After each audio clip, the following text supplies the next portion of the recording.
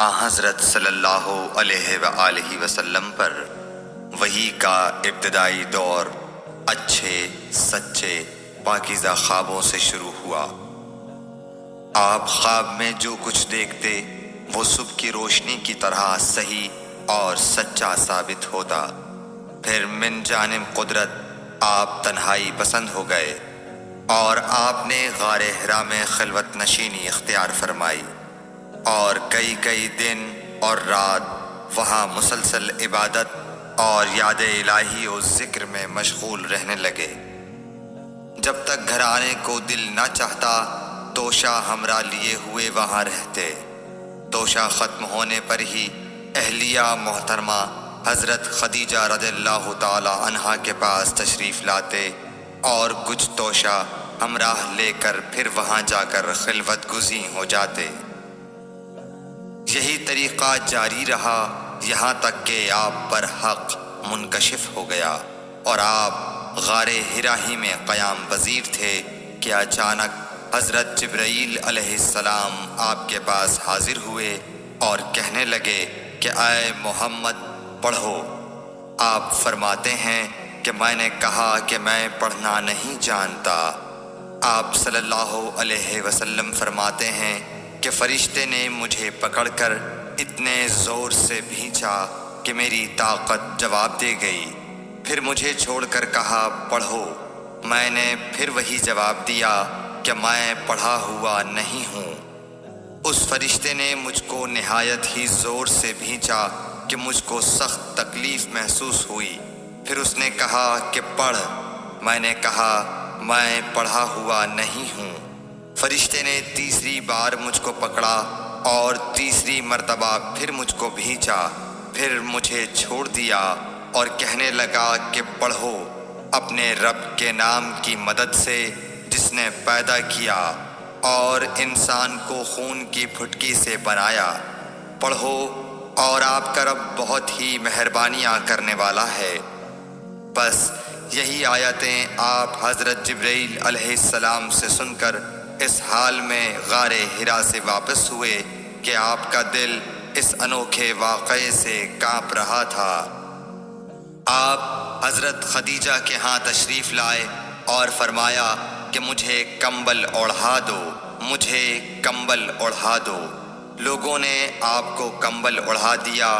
جب آپ کا ڈر جاتا رہا تو آپ نے اپنی زوجہ محترمہ حضرت خدیجہ رضی اللہ تعالی عنہا کو تفصیل کے ساتھ یہ واقعہ سنایا اور فرمانے لگے کہ مجھ کو اب اپنی جان کا خوف ہو گیا ہے۔ آپ کی اہلیہ محترمہ حضرت خدیجہ رضی اللہ تعالی عنہا نے آپ کی ڈھارس بندھائی اور کہا کہ آپ کا خیال صحیح نہیں ہے۔ اللہ کی قسم آپ کو اللہ کبھی رسوا نہیں کرے گا۔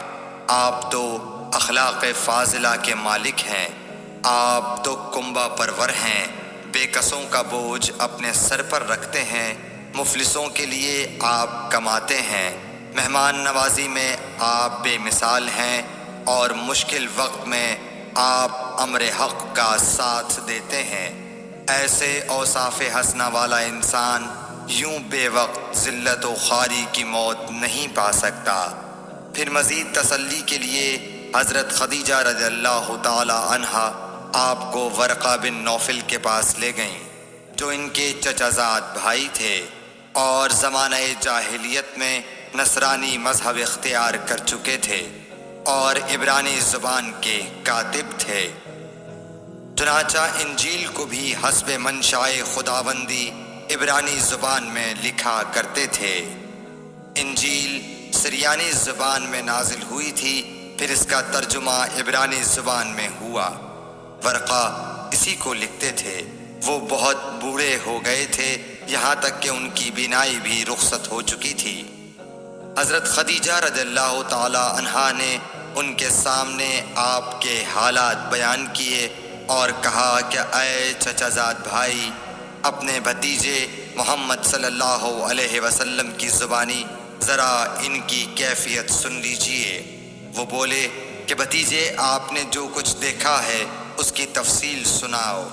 چنانچہ آپ صلی اللہ علیہ وآلہ وسلم نے از اول تا آخر پورا واقعہ سنایا، جسے سن کر ورقہ بے اختیار ہو کر بول اٹھے کہ یہ تو وہی ناموس معزز رازدان فرشتہ ہے جسے اللہ نے حضرت موسیٰ علیہ السلام پر وحی دے کر بھیجا تھا۔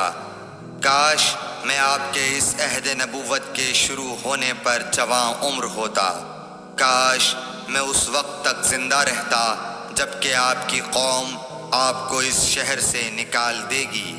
رسول کریم صلی اللہ علیہ وآلہ وسلم نے یہ سن کر تعجب سے پوچھا کہ کیا وہ لوگ مجھ کو نکال دیں گے، حالانکہ میں تو ان میں صادق و امین و مقبول ہوں۔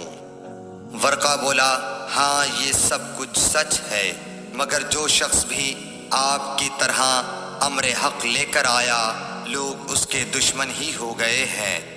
اگر مجھے آپ کی نبوت کا وہ زمانہ مل جائے تو میں آپ کی پوری مدد کروں گا، مگر ورقہ کچھ دنوں کے بعد انتقال کر گئے، پھر کچھ عرصے تک وحی کی آمد موقوف رہی۔